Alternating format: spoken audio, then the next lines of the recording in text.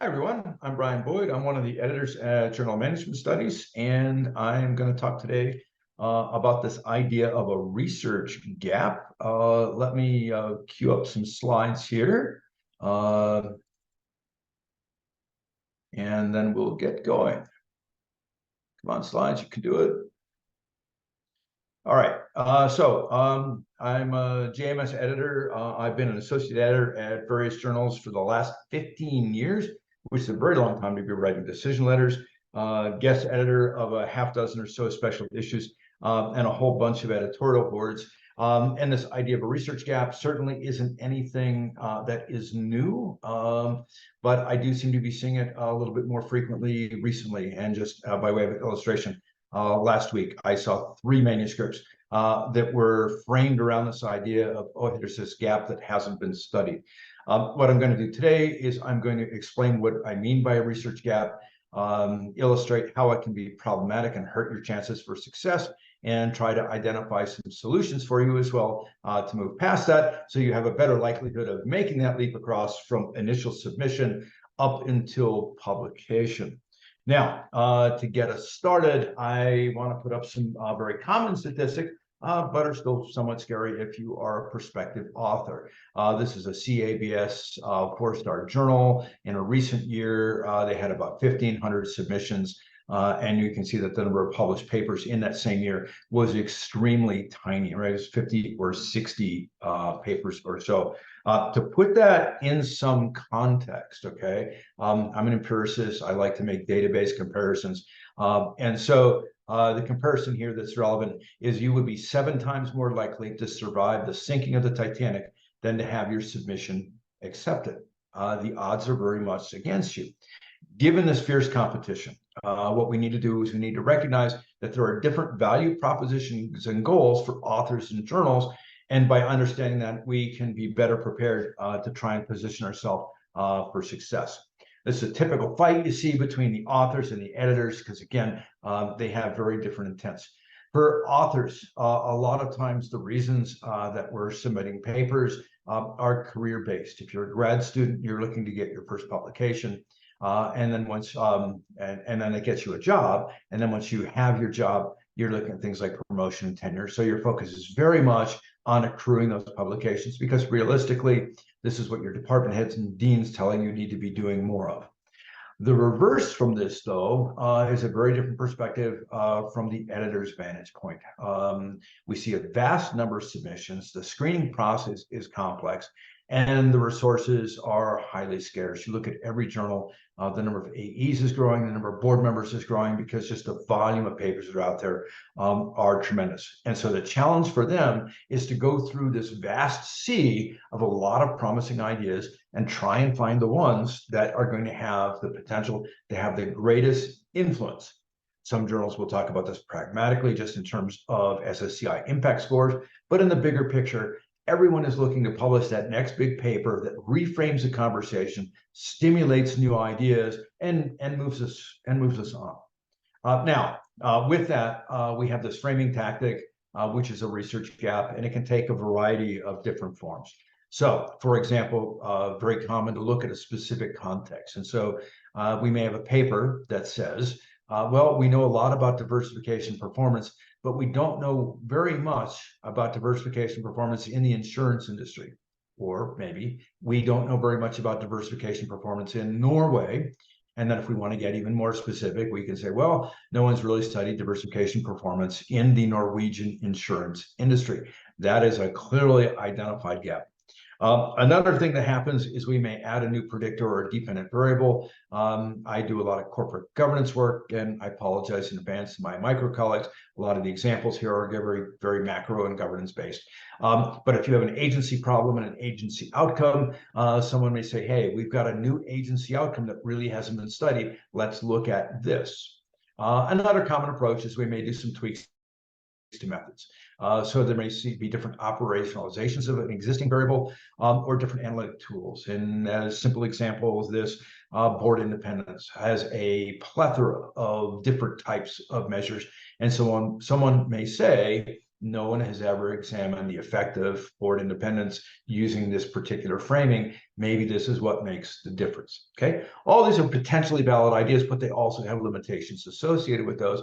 So we have to ask ourselves, is this an advance that is going to be worth publishing? Because again, there's very finite seats in the lifeboat, right, for those published articles at the end of the year.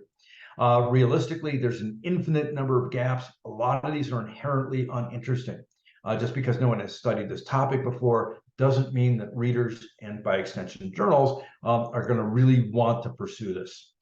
Very often it is framed as an operational issue versus the opportunity to advance theory. And again, they're saying, well, no one's ever looked at this in this way, in this setting. The gaps are also extremely narrow because you have a finite number of articles that you can publish in a year. Journals are looking for something that's going to be of interest and relevant to a variety of readers. And as that gap gets smaller and smaller, the prospective audience pool becomes smaller as well. Great quote. This is from Martin Kildo's comments on publishing theory that was back in AMR in 2006. Don Hambrick noted that influential theories derive from observations of real-life phenomena, not from scholars studying to find holes in the literature. So big picture, you're looking to find something that is interesting and problematic versus something that simply hasn't been done before. We can also look at this from a Kuhnian paradigm development framework. If you've read any papers of mine, you know that I'm basically obsessed with Kuhn's structure of scientific revolutions, not only because of its own utility in understanding the sociology of science, but I think it's got tremendous utility in understanding how publishing works in different fields, particularly as those fields are relatively early stage or more advanced. Basically, fields move forward.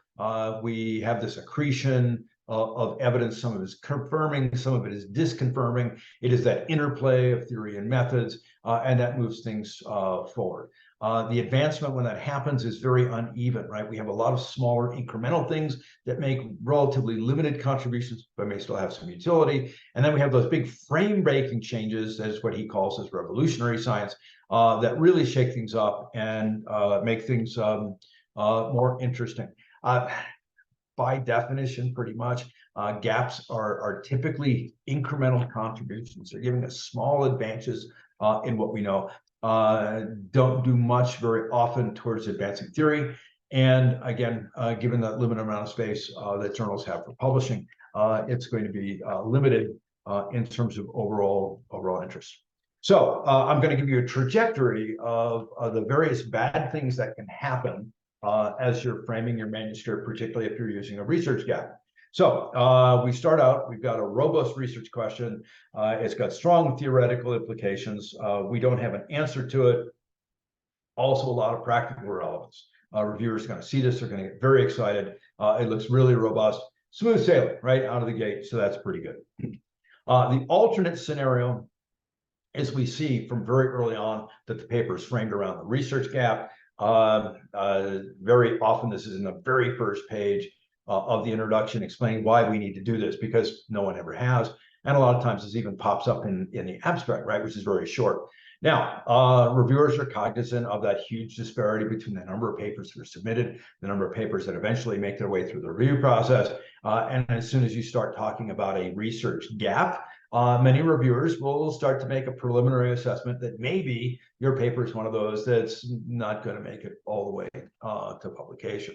So it raises a small specter of doubt, but is still an element of concern as your paper goes forward. We move further on into your paper, and we actually get to the methods and the results. And we see this very common scenario with gap-based studies where these new variables, right? As I mentioned, you might say, oh, we look at it in a different context, we apply a new predictor, or we apply a new outcome. Regardless of which approach that you choose, what we see is that these variables that we're studying behave basically the same way as what everyone else has found before. So a new agency outcome that behaves the same way as other agency outcomes. It's not novel, it's not surprising, it doesn't raise a whole lot of questions about are we doing things the right way? Should we be doing something different? This is where your paper really starts to take on water, and is heading off towards the deep. Lastly, another thing that happens very often, because we have these very small incremental contributions that people are looking at, is that the predictive utility is often unchanged. And what that means pragmatically is you haven't moved the needle on explained variance. And so I was looking at a gap-based paper last week, and they had some interesting innovations. Their results were statistically significant. The overall delta in their improvement in R-square was 1 or 2 percentage points. Okay, so again, our viewers are going to look at this and go, "Wow, this is definitely new." But our gain in the overall R-square with predictors and controls and everything else has just jumped from 0.07 to 0.08. It's a pretty modest contribution. So when you start to put all these things together, it questions that utility of a gap-based approach.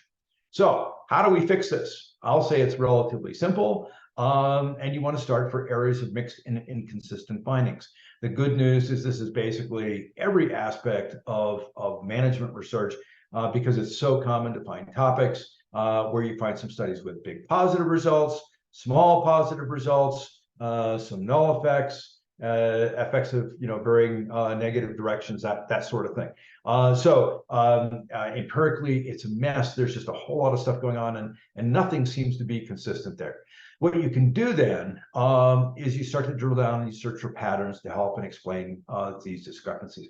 We're not just looking for small tweaks in the variables or the operationalization, right, or the analytics, but really we're looking for a substantive reason someone hasn't looked at yet that can resolve all of these inconsistencies.